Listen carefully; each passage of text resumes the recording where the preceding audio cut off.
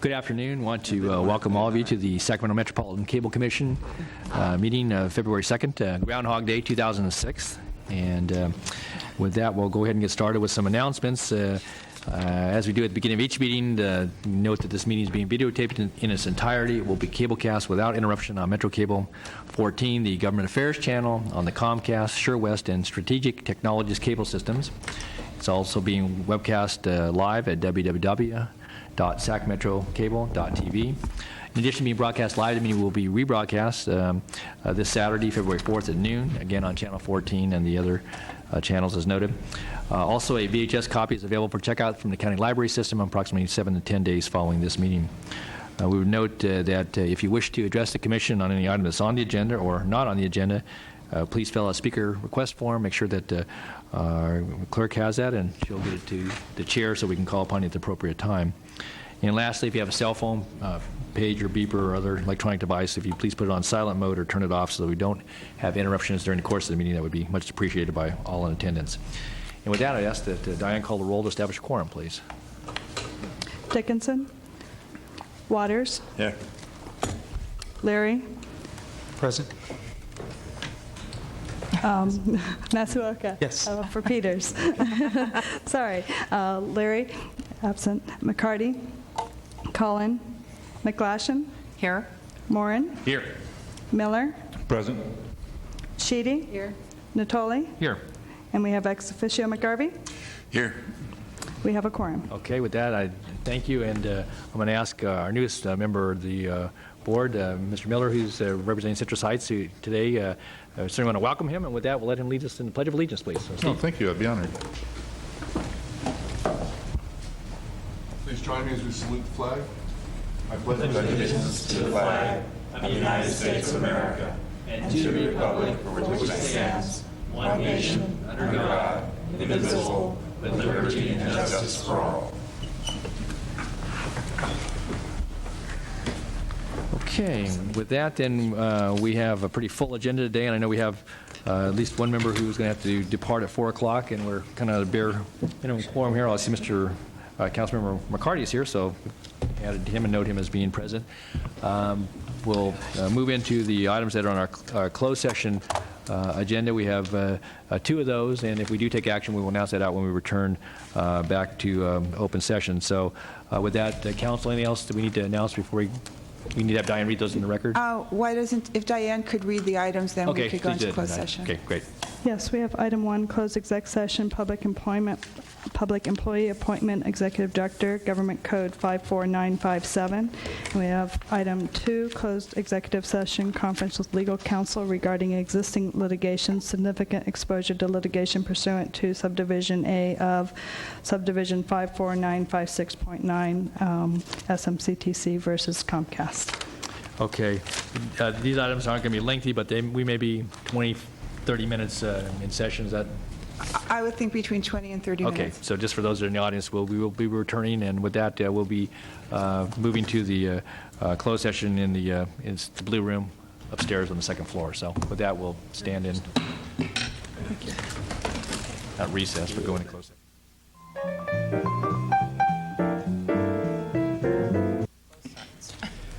Good afternoon again. We'll call the commission back into session, and without going through the roll call, we do have a quorum present.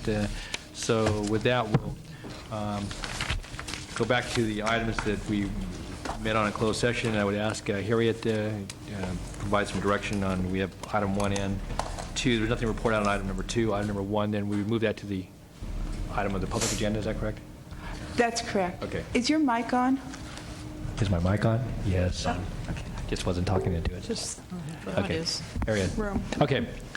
So then what we'll do then, Diane, we're going to move the item number 1, which is a resolution, I believe, and it goes to the employment of the executive director. Actually, I believe that's under an open session item 3. Oh, it is Would too? you like me Okay. to- So you included in that? Okay, why don't we, feed that into the, So we have nothing reportable on 1 and 2? no. Right, Harriet? The reportable action on number 1 1 will be taken care of in item 3. Thank you. And there's no reportable action in item 2. Thank you. Item 3, we have commission management and organizational changes. We have executive director appointment, executive director contract authority, and commission meeting frequency and sunset provision extension. And there's 3 resolutions under that item. Okay. And we have no speakers signed up for that item either. All right. Harry, you want to make any comments before we? Well, perhaps we could start by introducing Bob Davison, who will be our new executive director. And Bob is with the county right now. He is with the infrastructure Infrastructure Finance section. Sorry. And we are all very pleased that he's going to come and work with the commission, and we're looking forward to it greatly. So he might want to say a couple of things. I don't know. Okay. Well, did you want to wait till we take the action to make sure it is certain? Oh, in case you change your mind. Okay. Yeah. So what you have in front of you is a resolution approving an agreement with the county to pay for Bob's time while he's working for the commission. That agreement provides that Bob will work between 4 and 8 hours a week, so an average of 6 hours a week. The commission will pay the county the fully loaded costs of Bob's time for the hours that are worked. We will pay the county quarterly, but at the end of the year, at the end of 1 year, we'll look to see whether or not he worked more hours than what the estimate was. And if he did work more hours than the estimate, then the commission will pay the county on an hourly basis for the extra hours. And we did it on that basis because 1 month there may be a fair amount of work, and then 2 or 3 months there may not be very much work. So we're hoping that the average will work out in the manner that that we have anticipated. So maybe we could do that item, and then we can take the other items after that. Okay, then I would entertain a motion then on the employment. The term's been spelled out, the employment of the commission's executive director and appointment thereof. Okay, I would so move. Second. Okay, moved and seconded then to approve that as outlined. And with that, if there's no further questions or comments, I would call for the vote, voice vote. All's in favor? Aye. Aye. Any opposed? Any abstentions? You're off to a good start there, Bob. That's unanimous. So with that, welcome aboard. And Bob, I'll give you just a moment if you'd like to just say. Sure. Thanks. Nice to have a unanimous vote. I was a little nervous, I guess. Just a few quick statements. This is very interesting and exciting. I've just I hear about the hours, and I'm thinking, oh, gee, how many hours did I spend the last 2 weeks just trying to get indoctrinated and learn some of these issues? And I know it seems like maybe it's less busy than it was several years ago, but to someone like me who has never really been involved like you all have, it certainly is eye-opening, but it looks to be very exciting. I'm definitely glad to be here, and I look forward to serving your commission. Just quickly, for those of you who don't know, I have worked with the County of Sacramento in the infrastructure finance section for about 15 years, so I have a lot of county experience. I have also worked with the other cities and other county agencies and other agencies in park districts and fire districts and such, so I do certainly know a lot of people, and hopefully that can help in maybe trying to resolve some of these issues. Okay. Thank you, Bob. Welcome aboard, and we look forward to you're gonna get. For those of us sitting on the board of supervisors, know that Bob presents to us from time to time, and he has his own fan club following, and now he'll have, I guess, every other month people can tune in and see him in this role as well. So, but anyway, Bob, we've got. At one time, I think Supervisor Johnson alluded that the ratings would go up when I was on. We'll have to check that out and see how 14. Ex-Supervisor Johnson, I should say. Okay. All right. Former supervisor. Former supervisor. But I know, right? Which one? I think Muriel. But yes. Yeah, and but I do want to say that Bob's always been a person who can learn because I remember. Clear from the special district days to the infrastructure finance, very, very complicated issues for the unincorporated area because you're trying to figure out how all of the services are going to be provided and paid for and how to put that together in some of these huge specific plans. So I know you'll do a great job. Thank you. Thanks. Yes, he has a good sense of humor and certainly Yes. a good wit and quick on his feet. So, all right, with that, welcome aboard, and we're going to dive right into the agenda here then. Thank you very much. Yeah, thank you. And again, thank you to Harriet, to the committee. We had a committee, interview committee made up of either city managers and or county executive representative, and so I appreciate their work, and certainly all those who interviewed for the position. And again, congratulations to Bob, but thank you, Harriet, and convey that to our folks who worked with. And Paul Hahn, too, who Right, Paul certainly Hahn. is not here today, but... Yeah, he got tabbed from the county executive office to help work this. So, okay. With that, then let's. We had two other items then under this agenda item. Is that correct? Right, there are two other items under item 3. The first one, item 3B, as part of going to a part-time executive director, one of the thoughts was that it would be important for Bob to be able to contract for special services as he needed to. Some of the issues that come to mind are legislation, or other issues that may come up where he would need to hire a consultant to assist the commission. And so, there's also the item after this talks about having fewer meetings.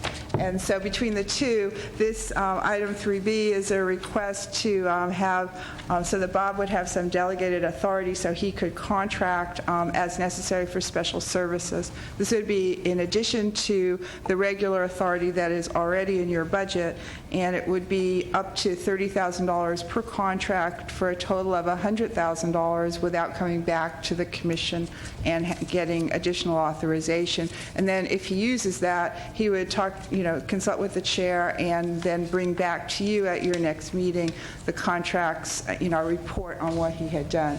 And I don't know, Bob, if you want to add anything to that. No, I think that pretty much sums it up, but I think that goes in line with having the part-time and fewer meetings, like Harriet said. So that would certainly help to be able to address things that are happening, without having to wait for several months for a meeting to happen. Okay. All right. Any questions by commission members of the outline recommendation? If not, then a motion would be in order. I would so move. Second. All right. Move to second then to approve the resolution delegating the contract authority as outlined in the report by Ms. Steiner. If there's no further questions, do we have anybody signed up to speak, Diane, on any of these items? Do we have anybody signed up to speak? No, No. Okay, good. All right. Then do we need a roll call or just a voice vote on this? either way. Either way. Okay, just voice vote. All those in favor then? Aye. Aye. Any opposed? Any abstentions? So ordered. All right. And there's item 3C is the other one of this? Okay. The last part of this package are proposed amendments to the Commission's Joint Powers Agreement. And there are two proposed amendments. These amendments would go back to your member agencies and would have to be approved by your member agencies before they became effective. I'll take them in the opposite order that they are in the memo. The first, where right now your JPA provides that you have to hold at least quarterly meetings. This is a proposal to go to a minimum of one meeting per year. Now, that doesn't mean that you won't have more meetings than that. It just means that you won't have to have a meeting every 3 months, whether you need it or not. So that's one recommendation, is to go to having an annual meeting, which is what most newer JPAs do, and then they meet as necessary with a regular meeting schedule that you would then establish. The second part of this has to do with the sunset date for the commission. Ms. Collins probably remembers this because she was here and none of the rest of us were. But when the commission was first formed, the original cable franchise was due to expire in approximately 2004, and the commission was due to sunset, therefore, in 2007. And so then ensued much litigation, at the end of which the cable franchise now goes through 2024. But your commission is still set to sunset in approximately 18 months. We've talked about this in the past, I believe. Originally, we thought... So you have a commission that's sunsetting. The franchise doesn't go away. The franchise doesn't change. Nothing changes with with Metro Cable or any of the other PEG channels. It's just your entity that is scheduled to go away. And so there wouldn't then be an administrating agency for the PEG channels for Metro 14 and to do the rest of the things that the Commission has done over the years, monitoring and enforcing the franchise and the like. Along with that, as you know, there's numerous pieces of legislation at both the federal level and the state level, and rulemakings at the FCC looking into whether or not we should continue cable franchising in the same manner that we have done it for the last 30 years or so. And so we originally thought, well, we would come back to the member, we would come to you with a recommendation to extend the term of the franchise, the term of the commission to 2009 or 2010, so that we could sort of see where we were during that time frame. In going through all this, and because every time we go to do an amendment of the JPA, and we've done 3 or 4 of them since I've been your legal counsel, it takes a long time, and to get everybody and to get on the agendas and everything. So after going through all of this, we thought, well, maybe the thing to do is to go back, is to make a recommendation to go back to what the original plan was, which was the commission will will stay in place until a year or so after the franchise terminates. Because you can always come back and terminate it sooner.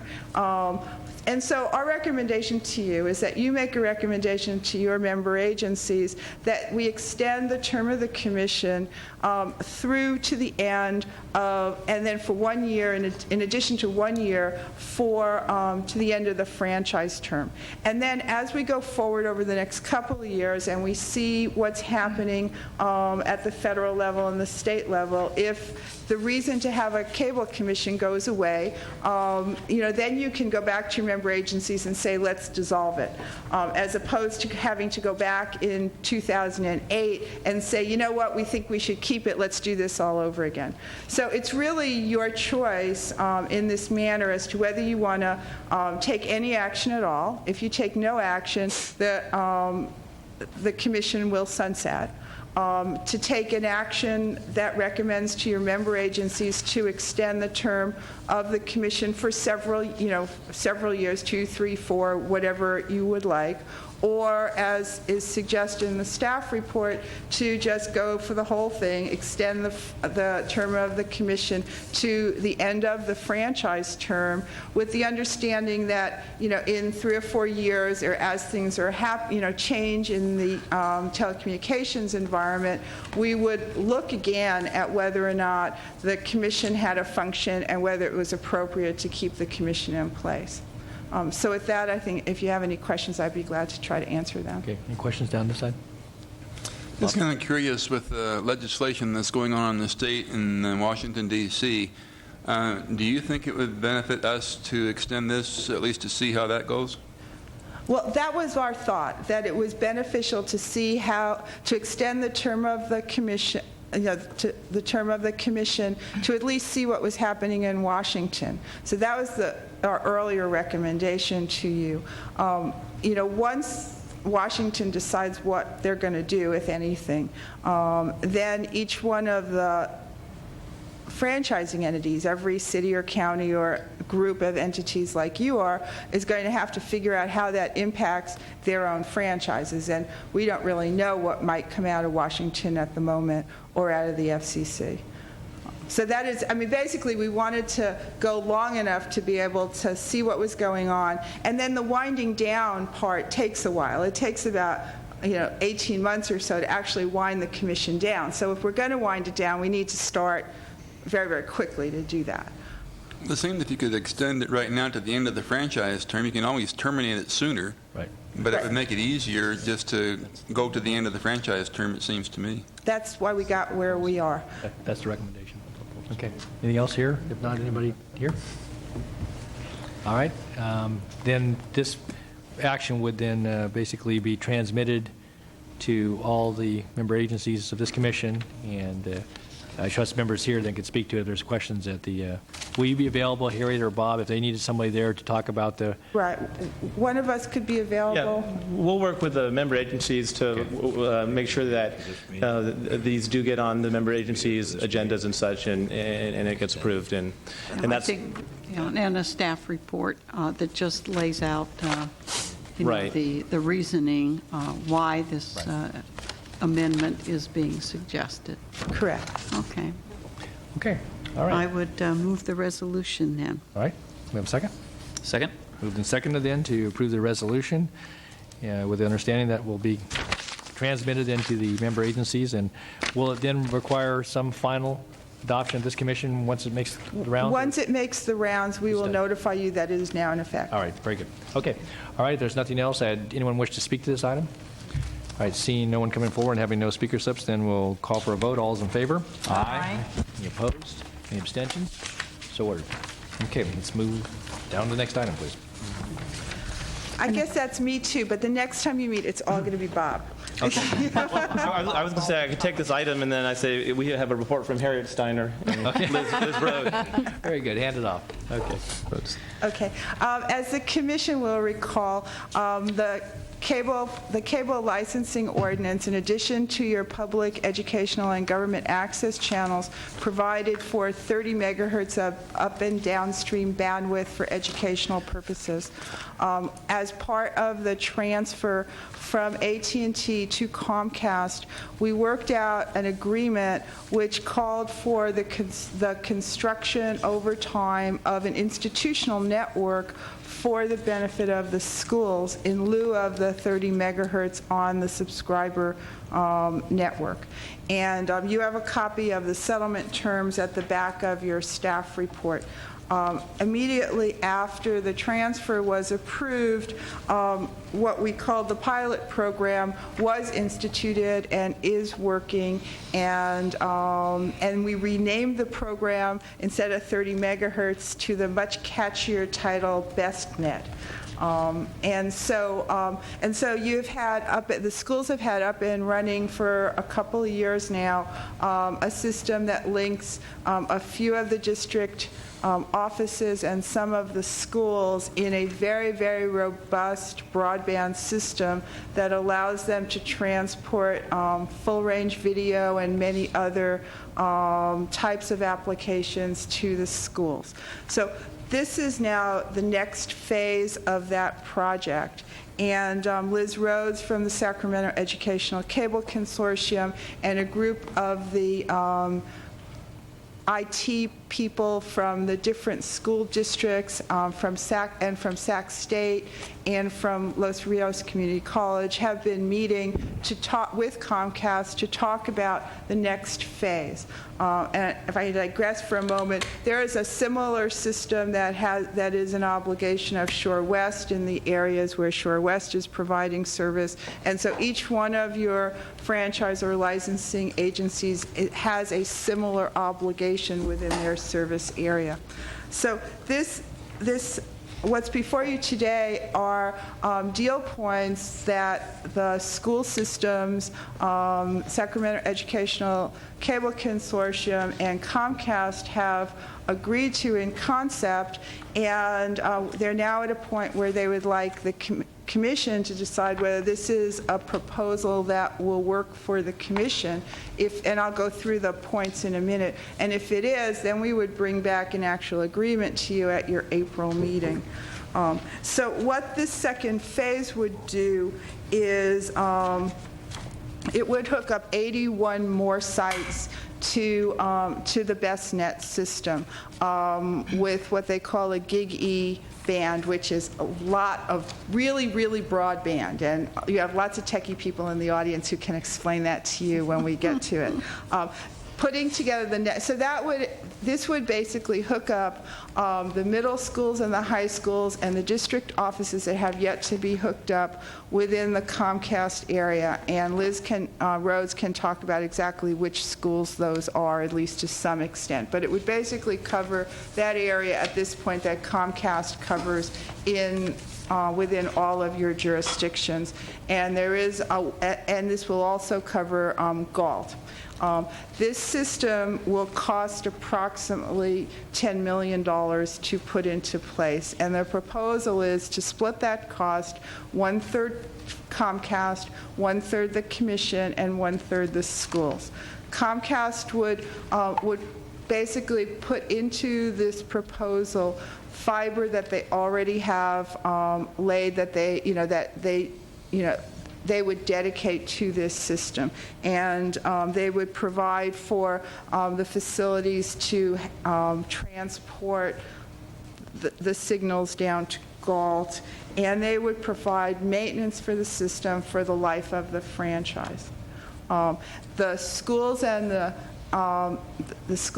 the commission would share on a one-to-one basis the new construction that was required in order to put this system in. And it's proposed that it would take about 3 years to build all this out, and during that time frame it would be approximately $1.3 million per year for the commission and $1.3 million a year for the school districts. And so the school districts would share that $1.3 million cost depending on which schools get hooked up, and the commission would match them on a dollar-for-dollar basis. At the end of that, all of these schools would have a GIGI system which they could then use to transport full-range video and probably any other application they could ever think to use on this system. So that's basically the most important parts of this. At the end of the franchise, the system would stay in place. It would be able to continue to be used by the schools. And then if there was still franchising and we were negotiating a new franchise, they would then negotiate what would happen to new things. But this institutional network system would stay in place. So with that, I think that covers the main deal points of this. I know Liz Rhodes is happy to give you more detail. I think that there are members from her committee, from the schools, who are here today. And I know Comcast and their technical people are also here who can explain how this is supposed to work. Okay, well, thank you, Harry. Let me ask any questions of you first. I think Ms. Collins had a question. Yeah, I have a question in terms of the system and definitions, because you said our share would be approximately 1-point-some million, depending on the schools that are hooked up. Who sets the kind of cap? Is this a buy-in by all three entities in terms of some sort of assurances as to the schools, the number of schools, et cetera? How is that getting handled, the definition? Part of that is what I want to work out in this agreement, which we would bring back. But it's my understanding that Ms. Rhodes and others have spent a fair amount of time figuring out how the cost breakdown would occur on the school side. And then the commission would keep matching as the different school districts hooked into the system. And so there'll be, in part there'll be a buy-in from the school districts to go into the existing system, and then as they hook up each school, there'll be additional costs for the hooking up of each individual school. Okay, the reason I ask that is because of the changes, the constant changes that take place in school districts, and perhaps Liz can address that too, that, for instance, if the Sac City schools go to a whole system of smaller schools and more decentralized at the high school level, do we keep hooking them up or not? There is a provision. There will be a provision to hook up new schools as the new schools get built and as new areas get developed, so that if a new school got built in the Pocket or a new school got built in Rancho Cordova, that school, as the cable system came through to the new school in the new subdivisions, that school could get hooked up to this system. With respect to existing communities where they would build a new school, like in Sac City Unified, there is provision again for new schools to get hooked into this system. Okay. And I'm making an assumption at the same time, is some of those are new growth areas, right, that the franchise whoever has a license for that area would want to be moving back into, they'd be creating a bunch of new facilities in that area anyway, so. Right, so there will be coordination so that the new build and the connection of the schools happen concurrently. Okay, well, it'll be an interesting and thorny one to work out. Okay. Any other questions of Harriet? Yes. If not, then I guess, oh, I'm sorry, Larry. I had one question as far as the Comcast contribution. Is that in lieu of current fees, or is that in addition to the regular franchise fees? This is in addition to. Thanks. Okay. Good question. Just one other kind of budgetary note. So in our April meeting, we would see more detail on how this would fit into the context of our budget going forward then? Right, but I think in deciding today whether you want to move forward, you should plan on approximately a $1 to $1.3 million expenditure out of franchise fees each year for the next 3 years. Right, and I understand that, but not having the budget in front of me and having a fuzzy memory from our previous budget stuff, I'm not sure really the magnitude of that. Oh, I think, Diane, do you know like the magnitude of the franchise fees that come in to the commission? It's like, is it $8 million a year or something like that? Yeah, it's around, I think this year's budget was 7.8 is what we were anticipating. Okay. Thanks. Okay. All right, then if there's no other questions at this juncture, then invite Liz or whoever's going to present want to come forward. I just want to note, too, and again, this is not to shorten anybody on their presentation, but I know we're going to lose at least one member at 4 o'clock. We may have others that have schedules, so with that in mind, go ahead and make a presentation, but then we'll have time for questions. So. You know, I think we're basically here to answer any questions that you have. We tried to be comprehensive. Harriet did an excellent job of providing you the overview. You know, I think I've contacted most of you and saying, you know, that it's a difficult situation for us and that it's kind of cart before the horse, and that unless we have your approval to move forward with this concept, getting the specific costs or not, the one are more difficult to do. We'd like to be able to stand up and say it's going to be this exact amount. I do also want to take a moment to thank, we've got, you know, Greg and Sanford. This has been the main negotiating team, but also Steve Bradley and Steve Gunter. Comcast has been wonderful in trying to work this through with us, and we are standing before you as a group that says, yes, this is something that we think is good, that will work for everyone. And we're real pleased with that. But part of our of the process has been, you know, trying to figure out exactly where all the fiber is, how the schools are hooked up, how we're going to connect the schools. So what you have in front of you with that $1.3 million is what we consider to be the most it's going to be. We already know, for example, with some of the connections the work that has been done just in the last week or so, that some of those costs are going to come down depending on how we connect and where we connect those schools. But we've not been able to go back to the districts with exact costs saying, you know, we want you to sign on the dotted line that you are going to agree to do this next year without knowing exactly what those costs are and without knowing whether you think that this was an acceptable way to proceed. Mm-hmm. We hope you do. But it's, at this point, the best that we could do. So with that, if there were specific questions, perhaps that Harriet hasn't, you know, explained to you, anything else that we could help you with, we're more than happy to do so. Okay, great. Well, thanks, Liz. Thanks, Sanford and Greg. Yeah, Bob? With the older schools, I know it's costly to get this wired. With the new schools that are being built, won't it be cheaper, so to speak, because they can do it as the school is being built? They can just have it ready to go when they go. But will that school have to pay the same amount the others are paying? I mean, we're talking about 81 sites now, and then we're talking about adding more to it. I know we have one that's going in Rancho Cordova and the Zinfandel Village area. We've got some more that are coming in. Is that going to be the same cost per school, per site, on the new ones, the old ones? The newer schools, in the agreement, it's written that we would pay the incremental cost to connect them. So when a new school is built, there's big conduits put in, big pipes and whatnot. So their incremental cost to connect that one school would be cheaper because they're not having to go and dig or put in additional conduit. So the older schools have a connection cost as well, which is an estimate, but it could be lower if there's a room in the conduits, the pipes that go into the school. or it's set at an estimated amount. So newer schools typically are going to be cheaper to connect. And we've agreed to work with Comcast to let them know at least 2 years before it opens that we're going to want to have a connection there. So that'll help keep the cost lower as well. Okay. I was just wondering if there would be any difference if you just had a set amount that's going to be for every school. This is what you pay. You know?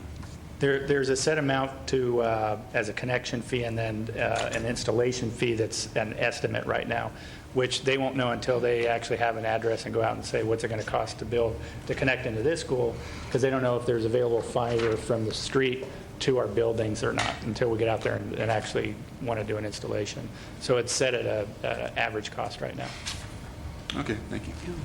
All right, anything else here? Sam? I just want to thank you for, excuse me. No, Mr. Collins? I just wanted a clarification Go ahead, on his. go ahead. Is that what you're going to do? No, I was going to say something. Go Okay. ahead. Go ahead. Clarification then.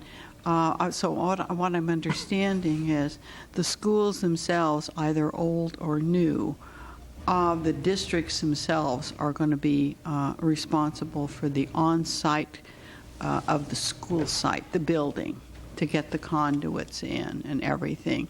What we're talking about is connecting them. Is that correct? That's what I understood from the answer. This would connect the facility to a panel at the school, and from the panel, The like from the panel on. wall in the office out to the outer world is what we're talking about today. That's what I thought, and that's what I wanted to From the clarify. wall into the individual classrooms will still be up to the schools School to do. districts. Okay, and that's what how I interpreted what was said to Bob, and I just want to clarify that. Okay. All right. The other point, may I add, because it's rather important, is in the design of all this and trying to do it the most cost-effective way possible, is that we looked at what exists today and how networks are operated today. So this just builds upon what already exists, that the districts will continue to manage their own, so there's no new personnel, no new infrastructure for that. Everything is seamless when it comes to that. It's just, these guys are just, the new guys bringing the pipes in. Okay. All right, thanks, Liz. Thanks, Bob. Okay, Thanks, Rashidi. Bob. Are you sure? Yeah. Okay. All I wanted to do was thank you for the briefing today. It makes our job a lot easier when we're able to talk to you and ask some questions before you come in front of the commission. But this is really exciting for all the different avenues that it opens up in education. It really is. So thank you for all the hard work you put into it. It really took quite some time and a lot of hours, I'm sure. Thanks, Andy. Any other? Yes, Andy. Just same, I know Liz and Greg and your team have worked very, very hard to get to this point, and I like the way this is fashioned as far as real cost sharing and collaborative efforts. So on the surface of this, looks really very achievable, and look forward to seeing some of the details in April. Okay, very positive comments, and then Mr. Chair, if I could make a comment. Sure, you bet. First of all, I'd like to congratulate Bob on his appointment, and we look forward to working with you and the commission staff. They've been great to work with in the past year. I'd like to acknowledge Liz because she's modest. And without Liz and Greg, the project would not be where we are today. It's been a great working experience with them. It's been very cooperative, collaborative, and every time there's an issue, we work to get it resolved versus we can't do that. And that's the attitude that we've been going through for the year and a half that I've been here, and we look forward to making this a fruition with a great project to start off in '07. Great. Thank you. Thanks, Sanford. Again, thanks to Greg, Liz, and Sanford, and certainly your respective organizations for your good work on this, and thank you to Harriet again. You've helped to shepherd this a little bit too. So.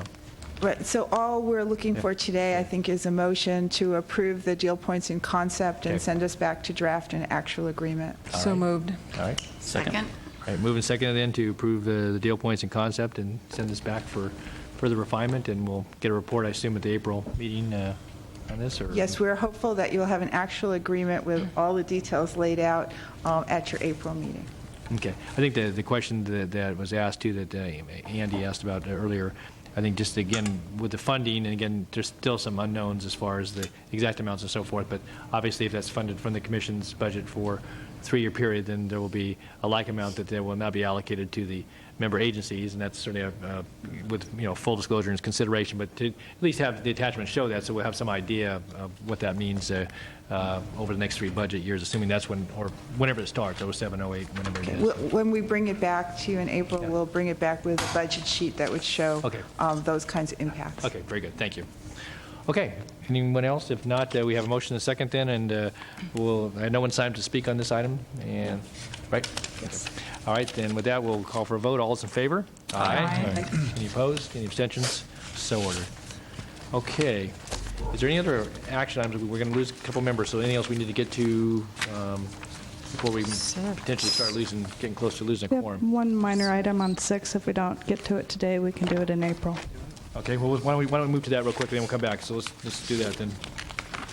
Item number 6, you said? Item 6, it's approving, so the staff status area, we'll go back to the other topics, I guess, but the resolution is approving the Sacramento County amended and pulled investment policy. It's a routine item that's brought to you every year. All right, item number 6, you heard Diane read it. Anything else you wish to add? No, just really quickly, just the investment policy is attached. There are no major changes from the previous ones that have been approved. There's minor changes that are outlined in the letter, and we're just asking your commission to adopt the resolution approving the investment policy. I would so move. Second. Okay, move second then to approve under item number 6 the amended investment policy as included in the resolution. There's no further questions or comments. I had no one signed to speak on this item. Then voice vote, all is in favor? Aye. Any opposed? Any abstentions? Unanimous vote. There were some other items on number 6, but we can come back to those? Yes. Okay, we'll come back to this. So let's go back to our regular agenda order hearing. Keep moving. I'll be right. Okay, thanks. Thank you, Kevin. Thank you, Kevin. Ready for the next item? Yeah. Next item is item 5, legislative update, involvement, and consultant, and cap to cap. Okay, very good. Okay, thank you. And again, I get to punt to Harriet a little bit, but I was going to have Harriet go over the legislative update portion of this, and then after that, actually at Chair Natoli's request, the involvement, the consultant, and the cap-to-cap items were put on this agenda, so I was going to introduce those after Harriet does her presentation on the legislative update. Okay. Okay. I'm just going to do this really quickly, given our time schedule. As you know, there are numerous bills pending in Washington and numerous bills pending in the state legislature that will have an impact or could have an impact on how we franchise and to what extent we have customer service authority over the cable franchisee, and whether, in fact, we still have the ability to have a cable franchise.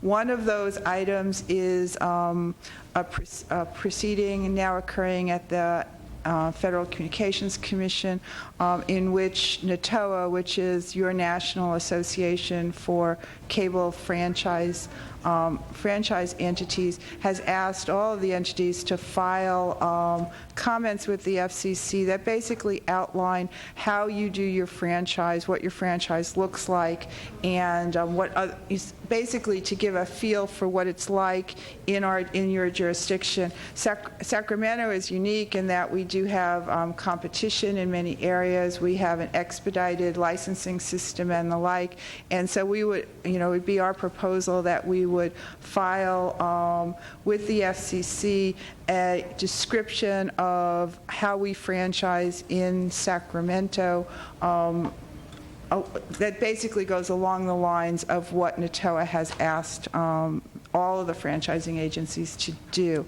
Other than that, we're keeping an eagle eye out for what's happening in Washington, and so what I would like is your acknowledgement that we would file with the FCC in their franchising rulemaking and with the parameters that I just talked about, and looking towards the fact that we do customer service, we provide, it's not hard to get a franchise in Sacramento. This is what our franchises look like, and we don't think that we're an impediment to the rollout of new telecommunication systems within the state.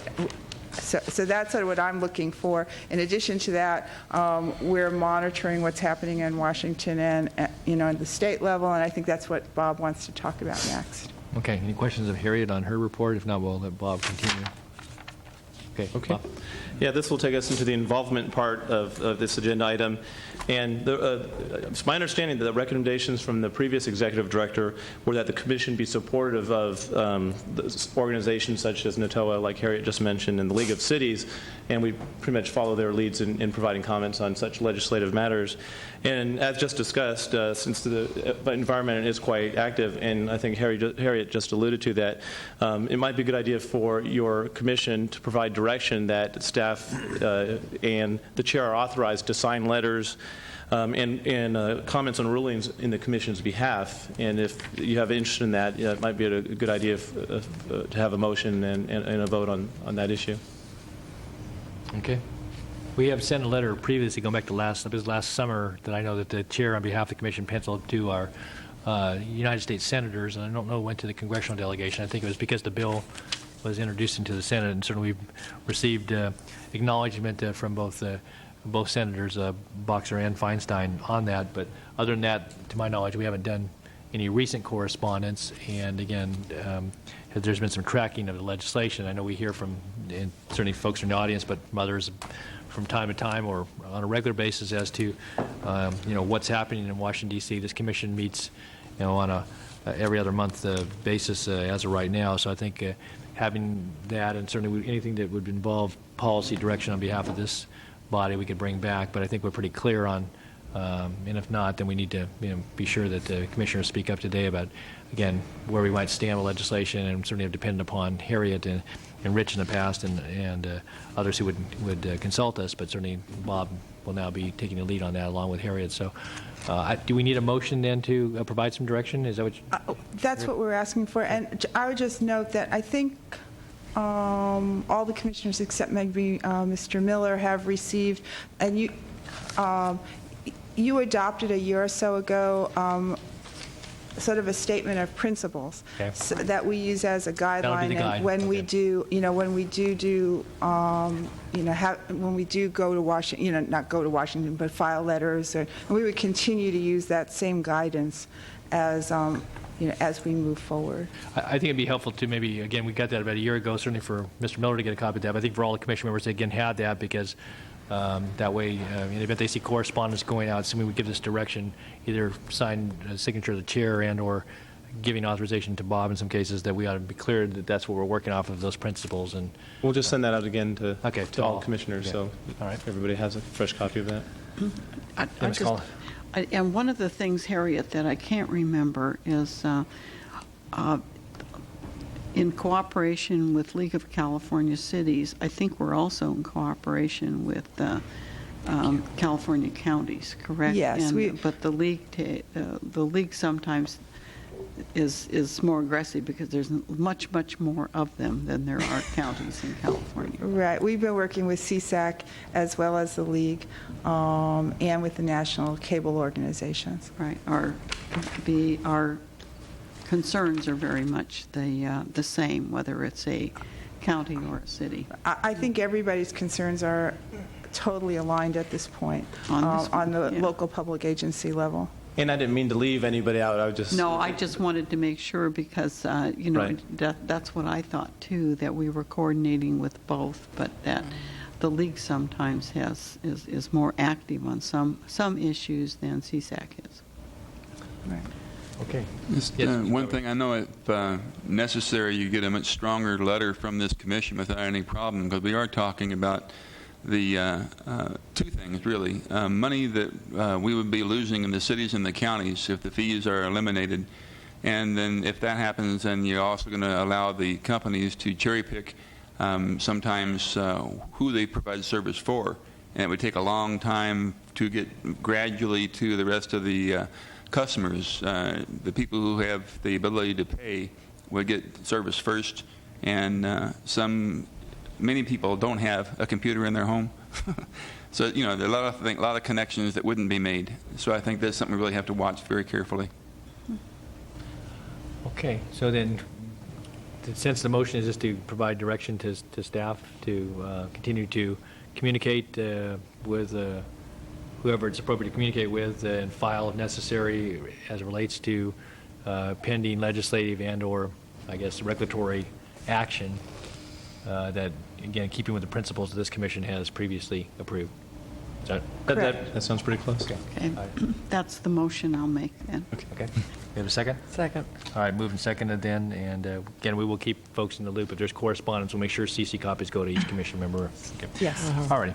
If there's nothing further, anyone wish to speak to that? Seeing none, then all's in favor? Aye? Aye. Any opposed? Any You have to be abstentions? Yeah. faster than that, Oh, Mr. did Cooper. Ron, do you want to come forward? Oh, you oh. signed up. I had you set for 7, Ron, I'm sorry. I asked for 5. Okay, there's a little note here. Okay, well, come forward. Sorry. Okay. I don't think anything we did just was irreversible. I don't disagree with Not anything. irreversible. Yeah, I I think didn't think it's you in keeping with what you were disagreed. suggesting, so I didn't mean to cut you short. So, No, no and problem. Diane did make a note, and Michelle just so we got it here. So. And I don't disagree with anything that's been said. I just want to emphasize, Ron Cooper, Executive Director of Access Sacramento and Chair of the Western Region for the Alliance for Community Media, which is a sister organization with NATOA and the other organizations mentioned that stand in opposition against this legislation, and also this action at the FCC level. And that's what's most urgent. I want to put on the absolutely record right. that filing with the FCC is due by February 13th. I mean, there is an urgency here. Also, it's noteworthy that former Senator Dick Armey is heading up the lobbying efforts in terms of the AT&T and Verizon efforts at every state level. There are 2 pieces of legislation in the House of Representatives and 2 in the Senate. The letter that you referred to, Sharon Natoli, only spoke to 1 piece of the Senate legislation, so it's on many different levels. And the Federal Communications Commission deadline for filing is February 13th. So in addition to the Cable Commission, I stand before you asking that each of your jurisdictions also look at this issue. You have just authorized putting together a plan that would be a wonderful plan for our schools over the next 3 years. If this goes through the FCC, which is coming up quickly, the money that you would commit to those schools, the money that you would continue to do all of the wonderful work all of us have been doing over the years, would go away. End of story. And just to put a finer point on it, just to how ridiculous this is, with all, and I can remember Chair Waters when you were the chair of the commission here, and we'd handle issues where you'd have an irate cable user standing before you and say, you know, and so I'll just put a spin on that saying, you know, the cable company trampled my daffodils. What are you going to do about it? And Robbie would say, well, let's look into that. What are you going to say, Comcast or whoever the cable company was? And we'd resolve that. Can you imagine the FCC addressing that person's daffodils in Sacramento? But that's what's being proposed. It is the most outrageous legislation. Texas has already passed it. So there is an urgency, and I would ask for Rancho Cordova and Folsom and Citrus Heights, and as well as the county and as well as the city of Sacramento and Elk Grove to move forward as well. And just in conclusion, to amplify what Commissioner McGarvey was saying, this is an article that was published in the Sacramento News and Review. Local cable franchise rules not only support local media priorities in Sacramento County, like the public education and government access channels, but also require the cable operator to invest its network and services throughout its entire service area, not just in the affluent neighborhoods. In other words, our economic engine runs best when the customers pick their companies, not when the companies pick their customers. This requirement to serve all is critically important to maintain an electronic public green space in our community and others. The more neighborhoods in Sacramento County that get access to broadband and cable services and training in the use of these technologies, the closer we get to guaranteeing that our community will not be one divided among the technology have and have-nots. So all I'm saying is I agree with everything, but please, this is urgent, urgent, urgent. And I'll conclude at that Thanks, point. Ron. Thank Yeah. you. Better get Liz geared up, too. Yeah. Robbie? Ron, Yes. I wonder if you might just summarize that in a written memo to me so that I can see that the right people in the city of Sacramento get it so they can put in a letter of support. Thank you. Good. Thanks, Ron. I would just say, Bob, from the county's perspective, I know that we have, in our legislative package of platforms and so forth, indicated in general terms, you know, that we want our legislative advocate and, if necessary, county executive's office to engage folks to make sure that, certainly at the state level, but also at the federal level, that we're we're responsive when legislation that would impact certainly the fee portion, but also I think the local governance of some of these issues. And so Leslie McFadden is our legislative advocate, as you probably well know, and I think it would be good to contact her because on behalf of the county, she and certainly our county executive's office are apprised. We've had discussions as we've talked about our legislative platform over the last several weeks after the first of the year here. So Yeah, and then we also have D.C. lobbyists. Do we have DC? Yeah, again. So we have D.C. lobbyists on contracts, so Right. they probably should be. Right, be alerted, and if there's things we need to do relative to If they haven't already, they might certain already deadlines, whether it's FCC and/or obviously legislative approaches, then let our folks know, and if need be, they can, again, they speak with the United Front. Any other comments? Yes, I would request the same thing that Commissioner just said about for the Sacramento City. And I'd like to have that too because we have a city council meeting the 6th. I'd like to present that to them and get approval then. Appreciate that. And in the handout that I gave you on the second page there, how to save our local electronic public green space, that's something you could take back to your jurisdictions immediately. It's the Alliance for Community Media website, but I know NATOA has the same, but it actually walks through on this critical deadline of February 13th. It walks you through. You just totally go online. It explains every step of the way, and then you just file. It takes 30 minutes. So the directions are right there. Yeah. And anything else that you need, I'll be happy to help. Just also, Harriet asked me to start filling out that form for the FCC that's due February 13th, and once we get it done, we could provide it to If it's a public filing. various cities. It will be a public filing on behalf of the commission. It's the same thing that Mr. Cooper was just talking about. And once we get it done, we'd be happy to email a copy of it to everybody else. Should they file it separately? Is They can that file it separately, or they could, you can file something that says, this has been filed, and we're within this area. So each jurisdiction, each member entity here, and whether a member or not, but could file likewise with FCC? Right. What the filing asks for, as I said before, is sort of a description of how you franchised, whether you've done renewals, whether there's competition, what happened when a second or third operator came in, how did you deal with those. So it was my thought that we would file on behalf of the commission, which in fact is on behalf, with the FCC filing, which in fact is on behalf of all of the member agencies because we all do it together.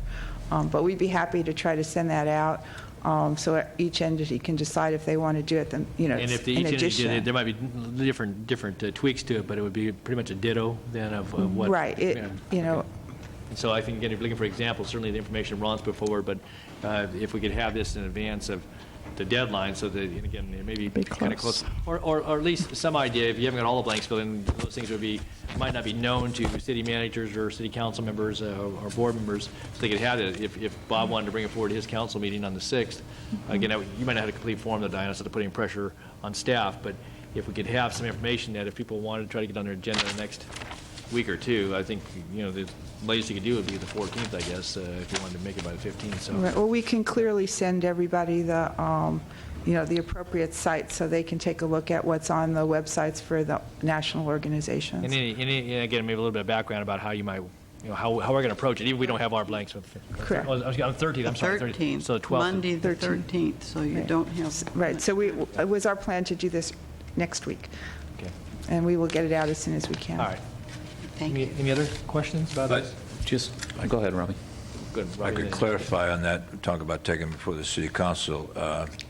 Is there any prohibition to the city manager writing a letter or somebody like that of support?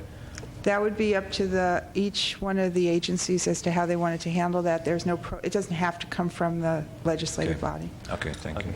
Yeah. And just one last note, we're members of the National Conference of Mayors, which had a meeting just last week in Washington, D.C., and it is way high on their radar screen, and they're actively involved also. So. Right. Okay. That's good. correct. Good. Okay. If nothing else, then... There's still a few more parts to this item, which I can proceed with. Sure, go ahead. If there's no discussion on that. The next item, consultant, is really just kind of an example of the contracting authority that was approved earlier. If your commission wants to continue to be involved, as just discussed, then given the part-time status and the delegation of the contracting authority, it's likely that one or more consultants could be enlisted to do possibly one of several things, or a few of several things. Lobby regarding proposed legislation, write comments to the FCC, and respond to alerts from NOTOA and other comments similar to what was just recently discussed. Update your commission on legislation and work with member agencies regarding support. So it's likely that we could be enlisting consultant help in that regards, and certainly if that happens between now and the next meeting, we would report on that at the next meeting. Okay. And if there's no discussion on that, I'll move to the last item of this section of Agenda Item 5, and it's about cap to cap. And as you're probably all well aware, this provides an opportunity for the commission members to lobby on national cable television legislation like we've just been discussing. And again, given this environment, this could be an important year that maybe there could be some opportunities during the cap to cap to provide some lobbying or some information while that is going on. And though the past few budgets have not included any types of funding for cap to cap, in past years the budget did include some reimbursement of a portion of commissioners' expenses in going to cap. And staff looked back on previous years and is proposing or suggesting that maybe a maximum of $6,000 can be allocated for up to 12 members. So, for example, if 12 members were going to go to cap, then $500 each could be reimbursed for expenses that aren't reimbursed by other organizations. And if not all 12 go, this could be divided between the ones that go with a not-to-exceed cap of $1,000 per member. So $6,000 divided evenly among the ones that do go, as long as it doesn't exceed $1,000 per member. So we are suggesting this. Staff tells me that there could be savings in this year's budget to fund this, and so the funding, the budget wouldn't be an issue. And in anticipation of this, staff has prepared a resolution basically authorizing what I just described. I just offer, too, that it may be that, particularly with the cap to cap, that if there hasn't been some discussion with the Metro Chamber about their agenda, again, this is one of those things, obviously they have certain categories, but there are a lot of individuals who go on that, and if there are key folks that they may be meeting with about other issues, that, again, you can have multiple messengers and some conduits for communication, in addition to obviously setting meetings that would be cable specific, like with the FCC or others. And so I would just suggest that it may be that our engagement early on, as they're beginning to, and I'm sure they've already done a lot of work around the plans for the trip and their whole agenda, but this is important enough from a local control standpoint as well as from a revenue standpoint to all the municipalities and certainly the County of Sacramento and public programming and schools and so forth. There's a pretty united front, I would think, in this community, and we want to make sure that it doesn't get too far down the list. If There could be conflicts on the Chamber's agenda with, they represent business interests, and there may be some business interests that are maybe conflicting with what the Commission's interests would be. So, one, I'm not sure how, if the Chamber would be willing to put this on their agenda, and two, I'm not sure, but it may be that they've already created their agenda. Well, they may have. Again, I just said it might be good though for you to have a conversation with Matt or Hood or Dave Butler to talk with them about that, and just nothing else, put it in that there's going to be likely some folks from this commission who certainly will be attending, but this is an item that will be spoken to on the trip. So yeah, I was only going to say it would not be unusual to have differences with different within and about some of the policy decisions of the Chamber. And in those cases, I think there have been separate type meetings set up that are separate and apart from anything the Chamber is doing, with no connection using the Chamber's name or anything else, but just taking advantage of the fact that there's a legislative delegation back there. And certainly, from a general government standpoint like the county, there are myriads of issues that we have to deal with back there that have nothing to do with the Chamber's trip. Right. But there are facets of the Chamber's trip that do work out well. So, and members sit on some of the bodies that go around and speak under the Chamber umbrella. So that can be managed, and I have no idea how many people want to go, but a lot of us serve on multiple JPAs, so it might be that you don't need anything from the commission, and that's typically the way it has worked each year. With this resolution, it would authorize up to $6,000 equally divided, depending upon the representatives and their other ability to Yeah, but cover with the the cost. cap of 1,000 1,000, per yeah. individual. Okay. All right. We have a resolution, is that? I believe there's a resolution that was handed out before the meeting. Okay. I'll move the It's on resolution. your dais. Second. Okay. Move and second then to approve the resolution as outlined. There's no further questions or comments. I have no one signed to speak. Then the voice vote, all is in favor? Aye. Any opposed? Any abstentions? So ordered. Okay, thanks. All right, moving back down to number 6, remaining items. We have staff status.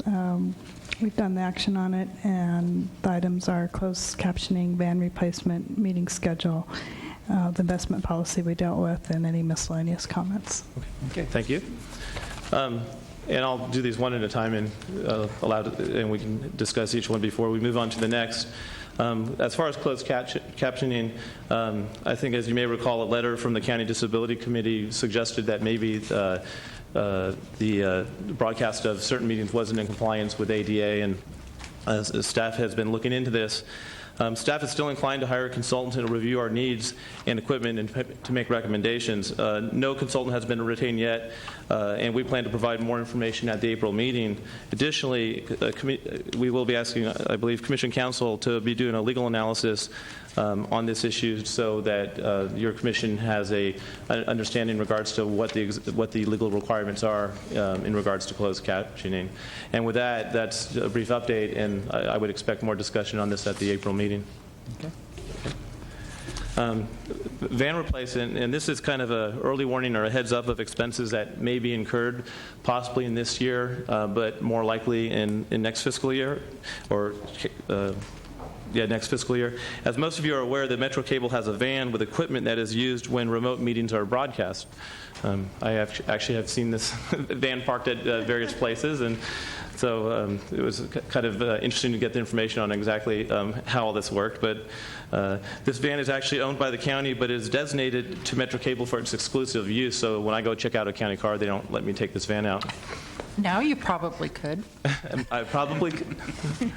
I might not want to with all that equipment.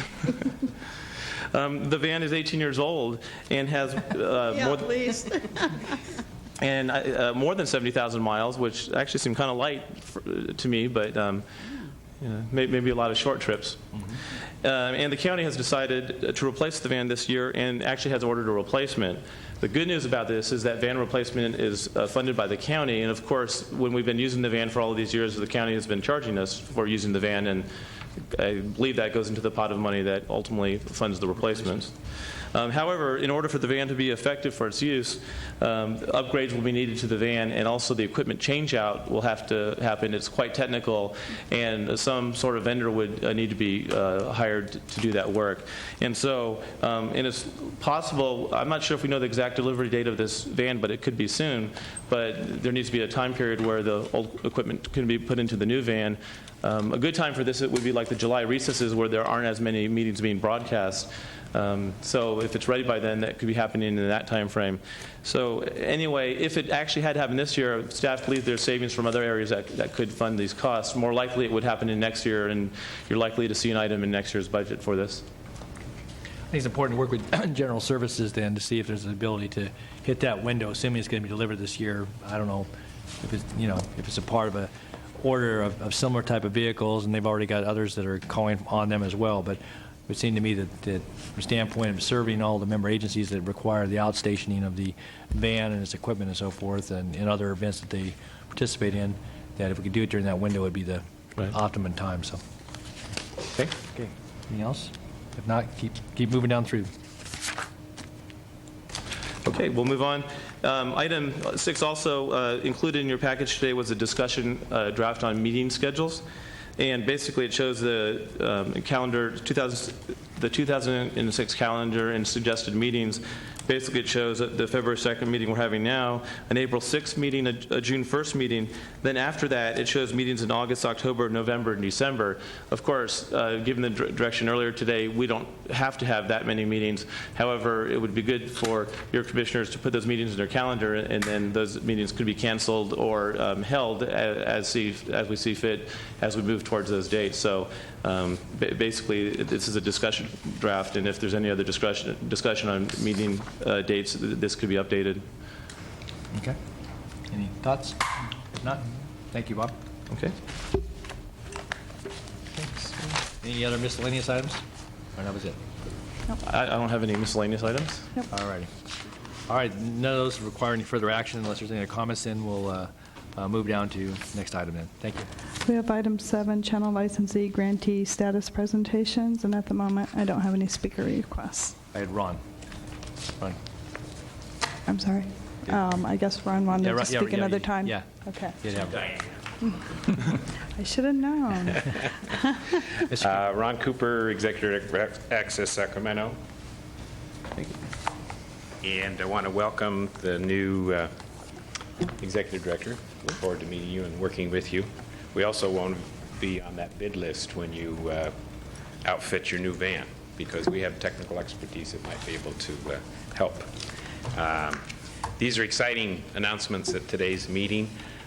We wanted to add to that excitement with the, and I'm sorry, City Councilman McCarty is not here because it was one of his suggestions for Hometown TV that led to a conversation with the mayor's chief of staff, Vincent Jones, about the Sacramento Emergency Disaster Preparedness Workshop. And so that has been completed. It was videotaped just this past Monday in Councilman Rob Fong's district. I think there's something like 14 or 15 of these workshops. I think this was like number 9. But they're all the same content and very, very important. So what we're doing is... Was this the one in the pocket? Well, they're going to go back to the pocket again because there was so many people. This was in Sam Brannan, so it was just the other side of I-5. We're the 16th of February, Thursday night at the Elks again. Yes. Oh, you're going to have fun, Robbie. Yeah. Yeah, well, it's very informative, and everybody in the audience seemed very appreciative of the forthcoming answers. And so what we're doing in support of that, sitting out at the Coloma Center, we're close to UC Davis, and as I understood from the workshop, that the horns that sound the last Friday of every month at 11 aren't heard citywide. It was civil defense, and some of the horns have been dismantled, but we hear it. So what we're going to do is replay this particular workshop that was taped. Again, the content remains the same from workshop to workshop, but we suspect that there are residents of the city of Sacramento and residents of the county and other cities that receive Channel 17 that would be interested in terms of the emergency preparedness information. So we're going to run it quickly coming up Friday the 10th, and then repeat on Saturday and Sunday. But then for the next 3 months, through the duration of the spring and the flood season, we're going to run it the last Friday of the month for the months of February, March, and April. And anything we can do, if there's any way we could post a notice on Metro 14 to alert people that it's on, we'd love any help that you have. And also coming up on Super Bowl Sunday here, we are going to replay the Hogs versus Dogs Pig Bowl that was just held. So you can tune in at 2 o'clock just before the Super Bowl starts and watch your police and fire folks. And then on Sunday night, Super Bowl Sunday at 10, you can watch a replay of the City High School Championship game, which was Nevada Union against Grant. So, and on the issue of the equipment, grant that we received, all the equipment has been purchased, installed, is operational, including playback, which is provided some significant improvements in terms of the quality of playback, and we very much appreciate that. Thank you. Thank you, Ron. Appreciate your comments, and thanks for the heads up on some of the programming later this weekend. Okay. Any other channel licensee grantees? Seeing nobody rushing to the podium? Volunteers. Okay. We'll then go down to item 8. We have franchisee licensee general status presentations, and at the moment there are no speaker requests. Anybody wish to present under that item? Seeing no one on that item, we'll move down to the last item, which is the public opportunity to discuss matters not on the agenda. I had no one signed up to speak. Nope. Okay, so the last 3 items were pretty uneventful, but appreciate Ron's report, though, and so that did round it out. So with that, we have nothing else to come before the commission. I would just note for the April agenda, though, April 6th agenda, that I think it's the chair rotates, and so we'll need to have the election of officers at that time. So we want to get that on the agenda. Any other items that people wish to Who's have? the vice chair? That would be Sheedy. Yeah, Councilmember Sheedy. Okay. Yeah. Oh, and she's not She's here. gone. She's gone. Darn, it's not on the agenda. Yeah. Okay, but anyway, we'll add it up for April 6th. Could always jump the gun, right? And then I think the rotation is then has been. There's some discussion, given the lack of meetings, that possibly you might have interest in continuing for the chair for one more year, and maybe we can open that up for discussion at the next meeting. Okay, we can do that. Can people hold the chair for more than 1 year? Yeah, you. Did Robbie Waters do Robbie holds the that? record. What do you mean? Well, I don't have the history, but I did see a list, and I did see He his did name a darn good repeated. job, and he liked it, so that's good. So, well, we can have that discussion and certainly talk about it then. But any other items then for the agenda? If not, I would like to just thank Harriet and Diane for, really this has been a new experience, and they've been a great help. They're amazing people, and it certainly makes this job a lot easier. good. So thanks, Bob. Again, welcome aboard. Welcome to Mr. Miller. And with that, unless there's anything else coming for the commission, we will adjourn. Thank you. Thank you, Natalie. Good.